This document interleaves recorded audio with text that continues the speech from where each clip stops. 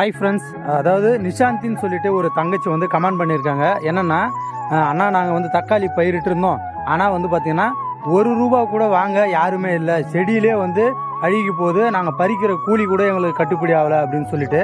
So எங்கள் மாமனாரும் மாமியாருமே ரொம்பவுமே கண் கலங்குறாங்க, அதை ஓட்டுறதுக்கு கூட கூலி வராது அப்படின்னு சொல்லி. அதாவது இது எல்லாத்துக்கும் காரணம் யாருன்னு நினைக்கிறீங்க? அரசாங்கம் தான். அதாவது வந்து பார்த்திங்கன்னா கடந்த காலங்களில் 1/3 கூட நிலம் வந்து இப்போ நம்ம பயிர் வைக்கல. ஆனால் அந்த ஒரு பங்குலேயே 3 பங்கு நிலத்தில் விளையக்கூடிய காய்கறி, நெல் எல்லாமே விளையுது. அதுக்கு காரணம் எல்லாமே ஹைப்ரிட் சீட்ஸ் தான்.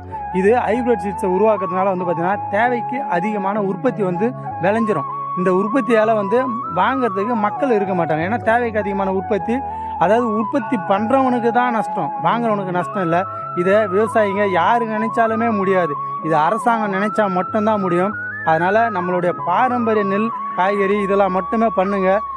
ஹைப்ரிட் சீட்ஸை யாருமே வந்து பயிர் பண்ணாதீங்க. அப்படி பண்ணிங்கன்னா உங்களுக்கு தான் நஷ்டம். இதை நம்ம மட்டும் நினைக்கக்கூடாது, அரசாங்கம் தடை பண்ணணும். ஹைப்ரிட் சீட்ஸை தடை பண்ணிங்கன்னா இங்கே எல்லாமே சரியாக நடக்கும். நான் சொன்னது சரியா இல்லையான்னு சொல்லி எல்லோரும் கமெண்ட் பண்ணுங்கள்.